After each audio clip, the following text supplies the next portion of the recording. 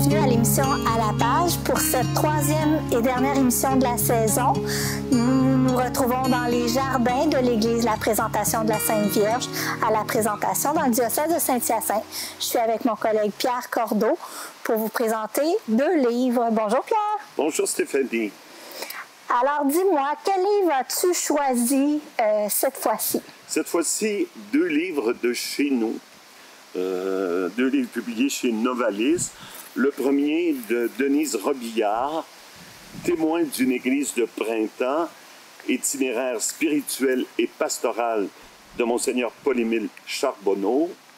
Et le deuxième, Entre l'arbre et l'écorce, fidélité et obéissance dans l'église d'aujourd'hui, dont nous aurons la chance, le privilège d'avoir 2 des auteurs.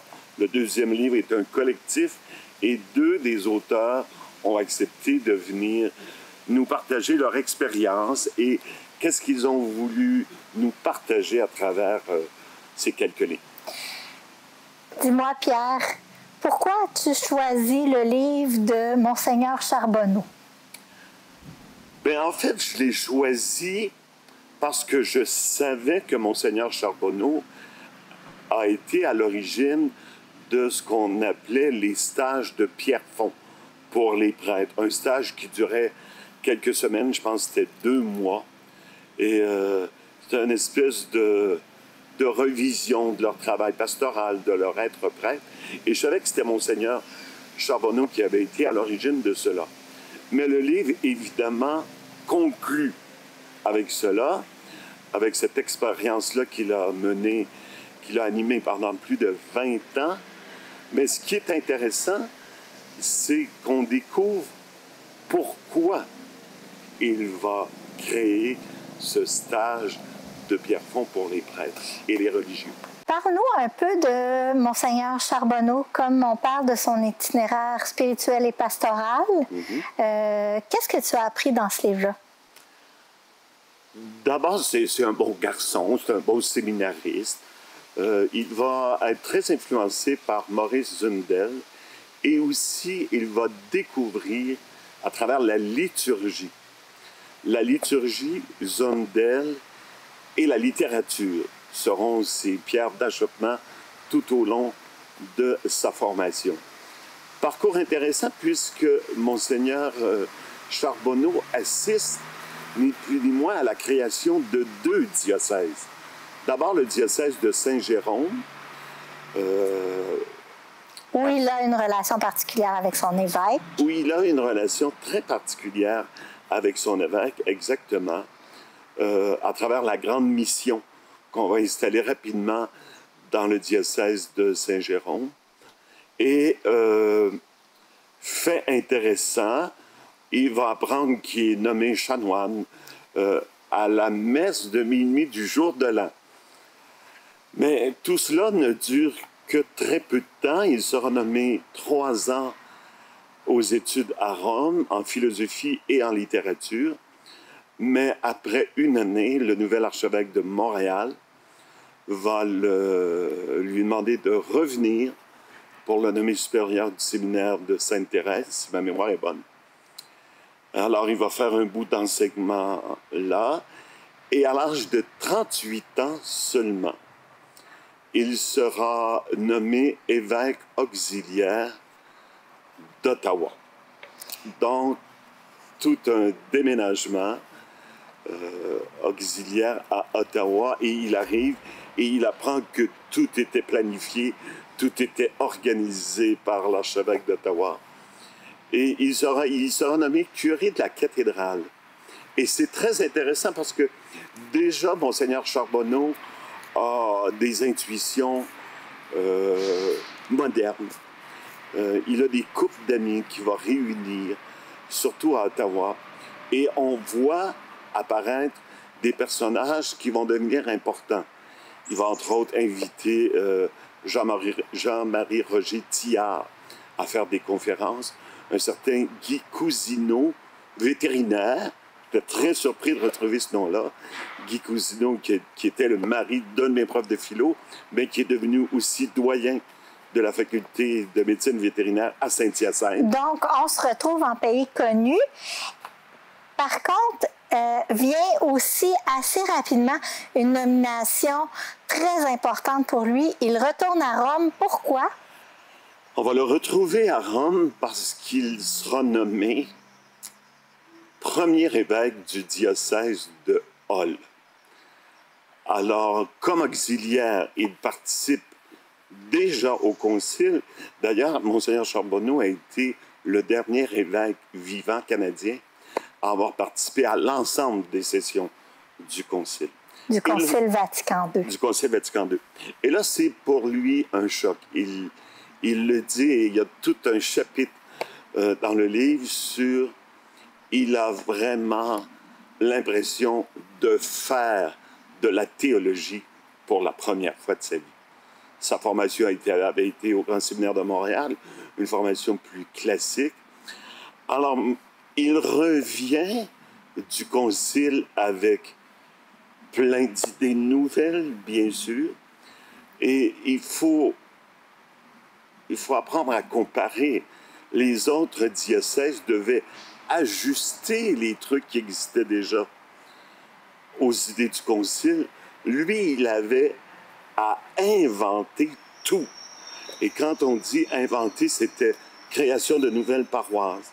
Il prend la décision de construire des églises, nouvelle architecture, c'est-à-dire centre communautaire. Il va développer, c'est lui le premier qui va instaurer dans un diocèse le travail en zone pastorale.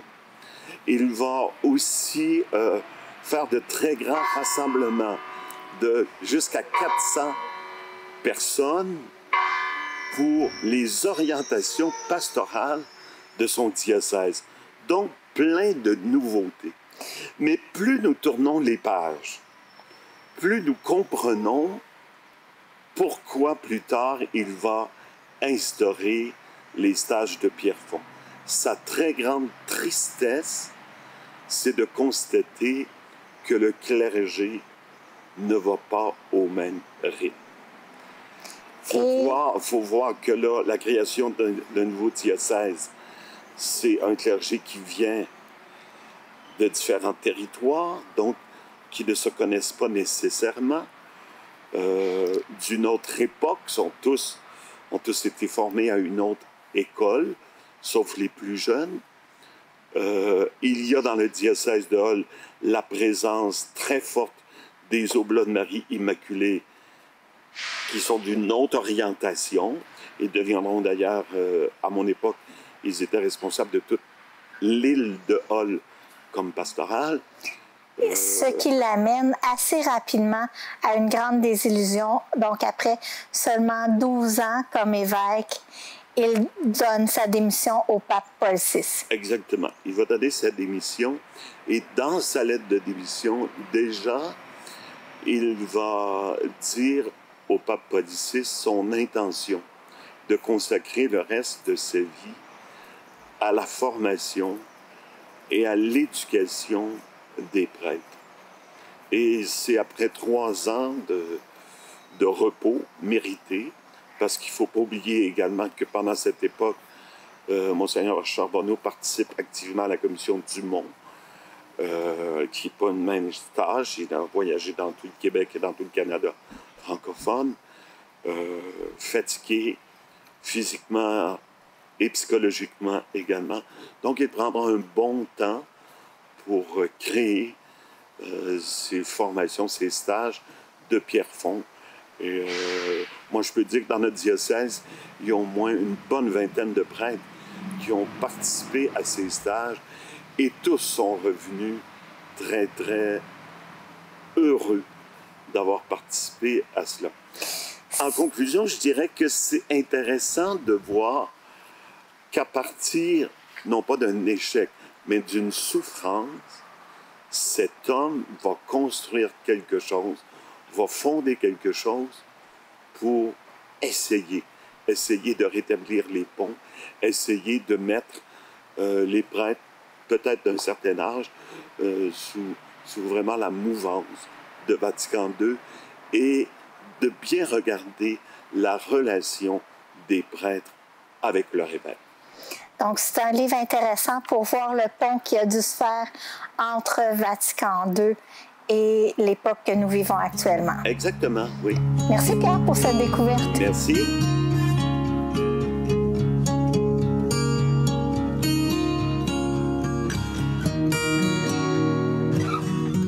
Pour la seconde partie de l'émission, l'abbé Cordeau a pensé céder sa place à un des auteurs du collectif Entre l'arbre et l'écorce, M. Jean Gros, qui est rédacteur en chef de Vie liturgique et de Prions en Église, mais qui est aussi un ami de notre ami Pierre. Bonjour, M. Gros. Bonjour. D'abord, parlez-nous de ce livre. Pourquoi les rédacteurs ont-ils choisi ce sujet en particulier, qui est l'obéissance et la fidélité à l'Église?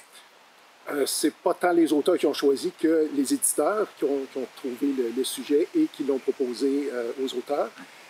C'est un aspect qui est une question en Église qui est un peu délicate, hein, parce que c'est difficile des fois de se positionner, de se dire, bon, est-ce que je suis vraiment fidèle à mon engagement de baptiser?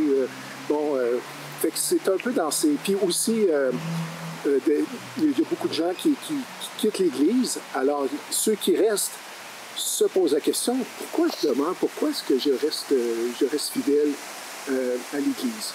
C'est un sujet qui n'est pas évident à aborder.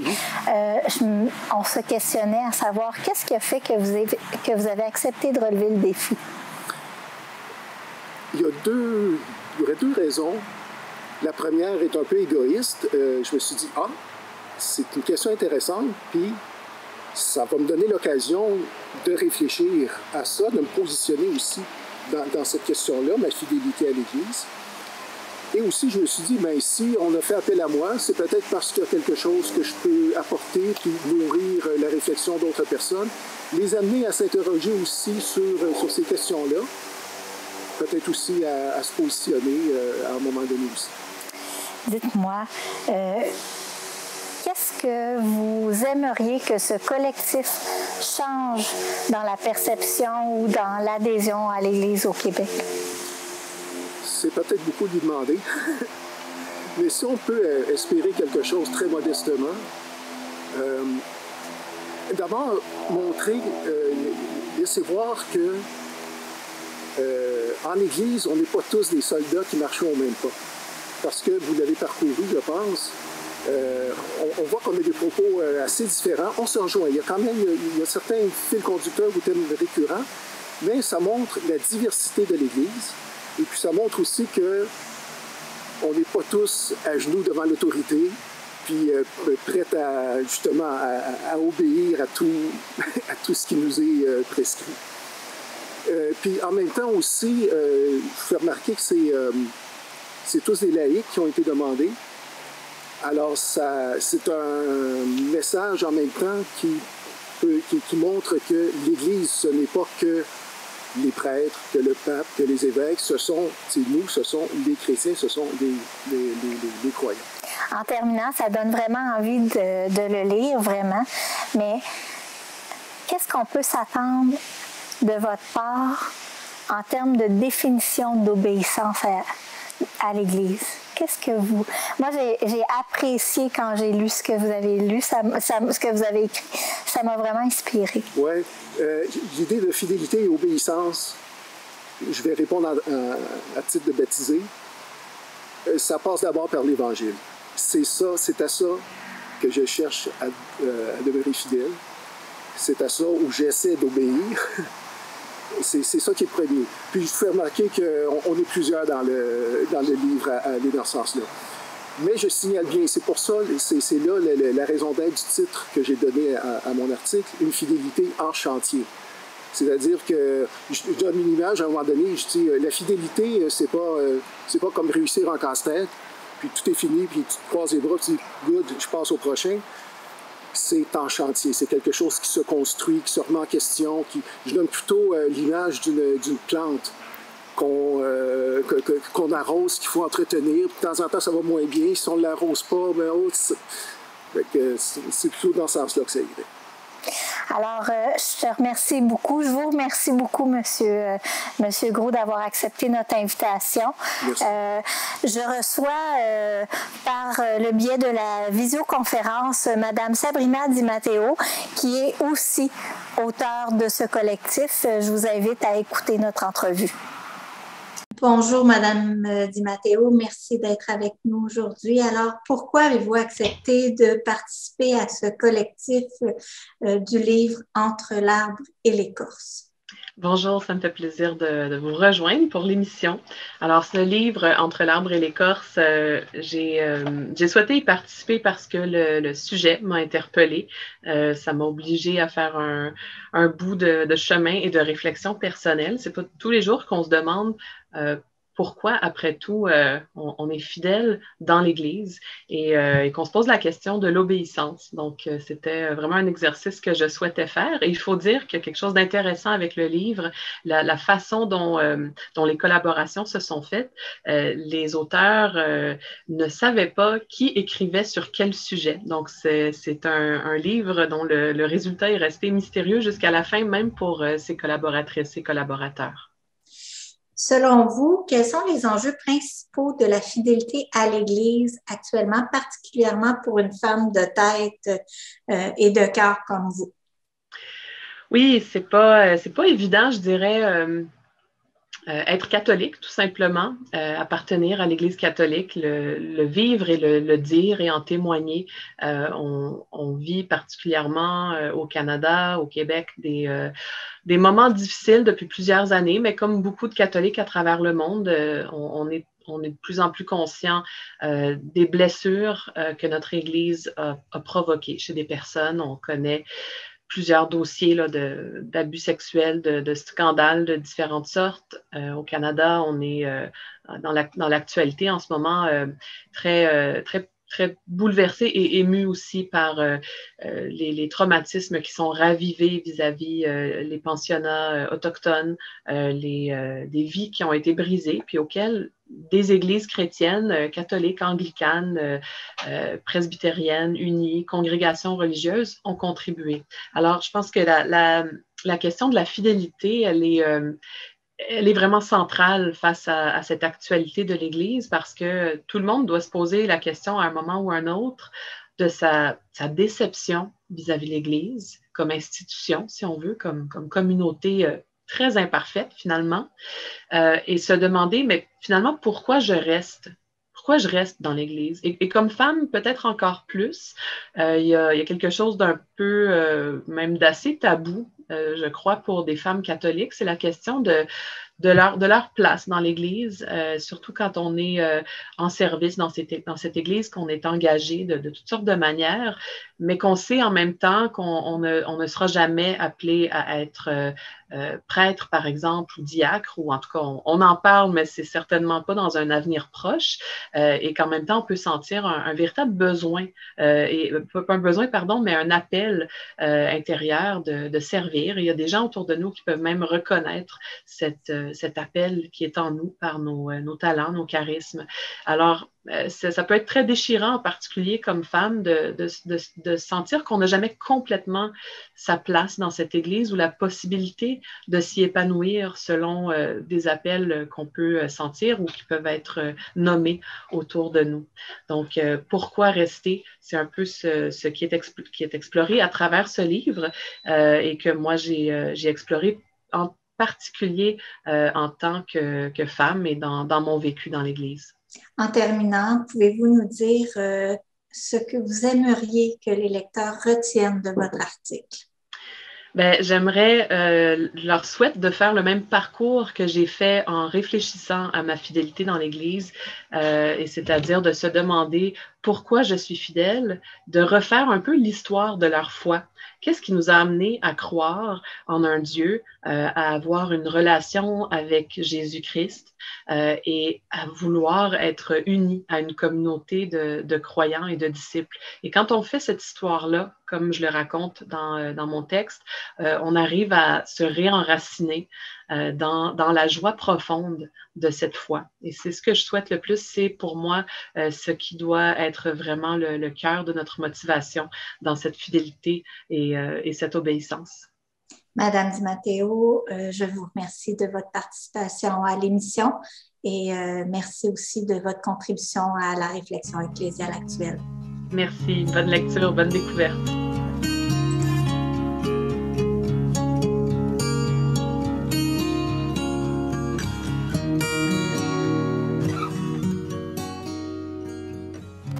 En terminant cette troisième émission, nous vous remercions d'avoir été avec nous.